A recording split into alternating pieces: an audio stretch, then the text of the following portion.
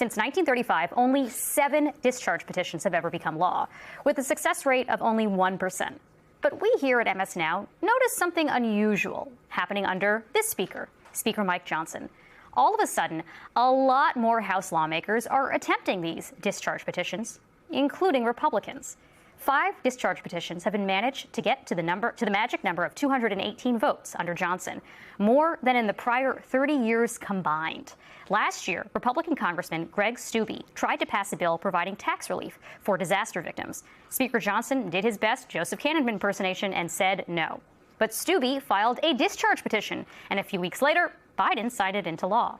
A few months later, another GOP congressman did it again with a bill to expand Social Security.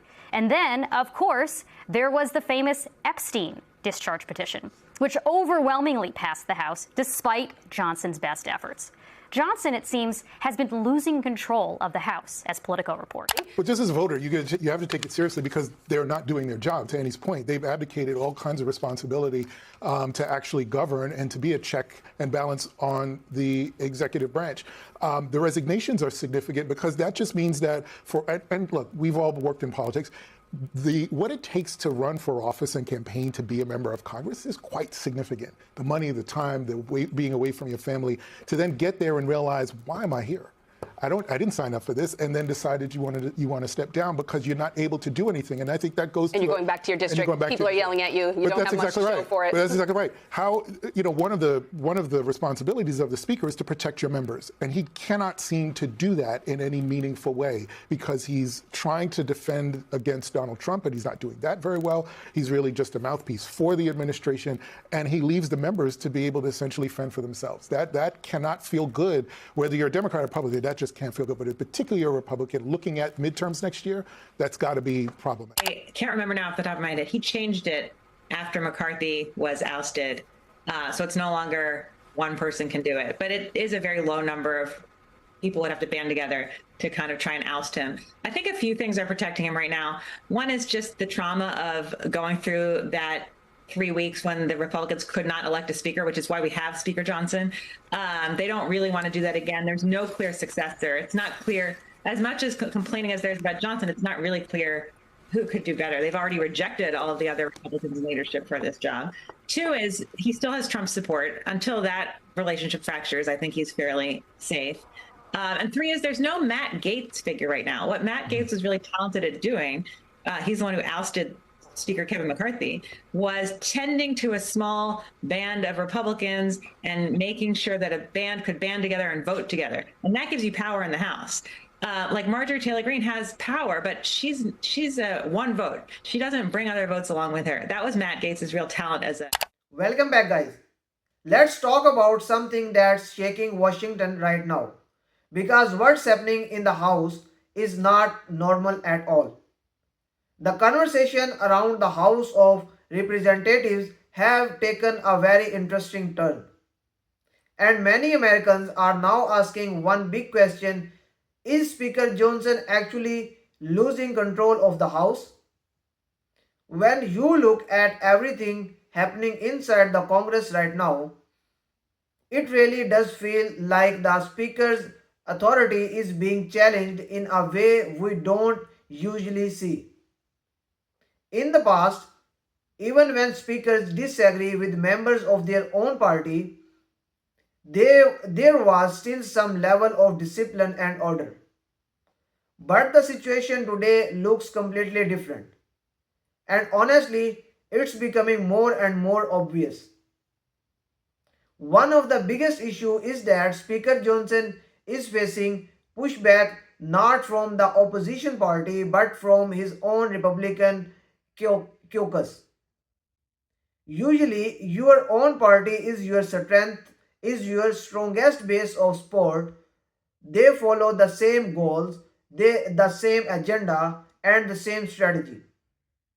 But in this case, it feels like Johnson's own team is no longer working with him.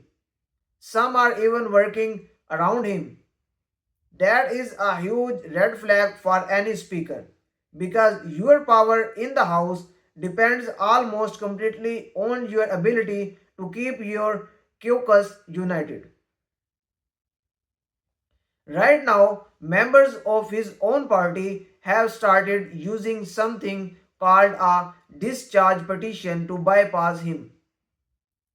And if you follow American politics, you know that discharge petitions are not used casually. They are used only when House leadership refuses to bring a bill forward for a vote and members decide to go around their own speaker. When your own team is filing discharge petitions against you, that means they don't trust your leadership and they no longer believe you are in control of the agenda. That is a major sign of weakness. Another thing the American public is noting is how openly frustrated some GOP members are. You can hear you can hear it in their interviews, see it in their statements, and feel it in the way they talk about legislation. When a speaker starts losing the confidence of his own caucus, it becomes almost impossible for him to manage the House. Every discussion becomes a fight, every vote becomes a risk, and every bill becomes a test of whether he can hold on to his position. Many Americans are comparing Johnson's leadership style to past speakers, and honestly, the difference is huge. Past speakers, whether Republican or Democrat, had strong control over the House because they knew how to manage internal conflict. They knew when to push, when to compromise, and when to hold the line.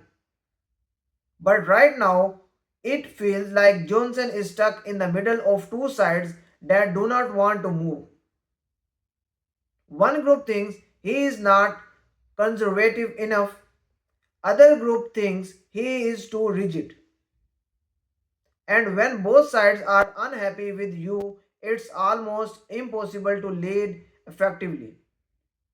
What's even more interesting is how this chaos is affecting the work of Congress. Instead of focusing on important issues like the economy, border policy, national security, and government funding, the House is stuck in internal tension. Americans are tired of dysfunction.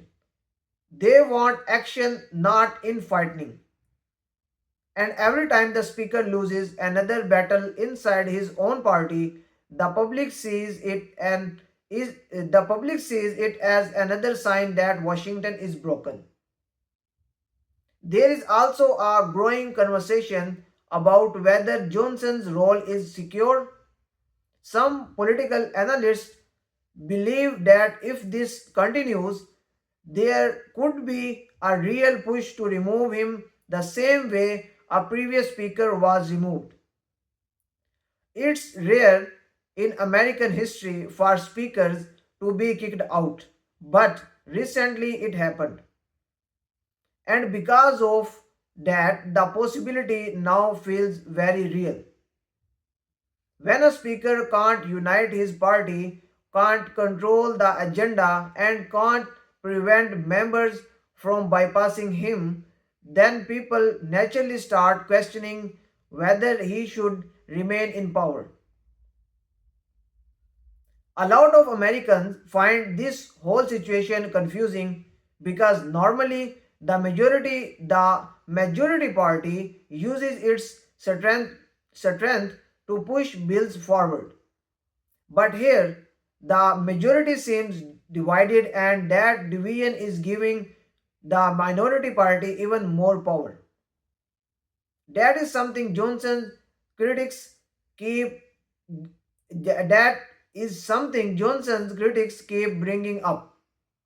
They argue that the speaker has allowed the Democrats to gain leverage simply because he can't keep his own caucus together. But to be fair, some Americans also feel that Johnson is trying his best in a nearly impossible situation. The Republican caucus is extremely divided right now, and no speaker could make every side happy. Some people believe that he is just dealing with a party that is fractured, too emotional, and too unpredictable. But even if that's true, leadership is still leadership, and the speaker is expected to manage these conflicts.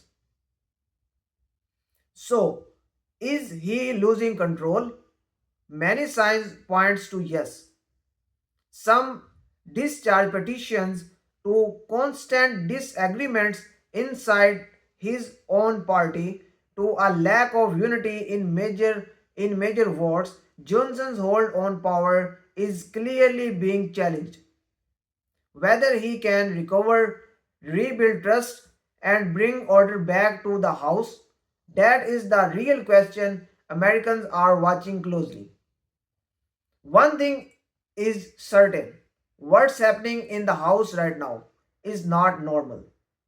It's messy, it's chaotic, and it's raising serious concerns about the future of congressional leadership. And as long as these internal battles continue, the American people will keep asking, who is really running the House? America is watching closely, and if things keep going this way, the leadership of the House may look very different very soon. Thanks for watching. I will see you in the next video.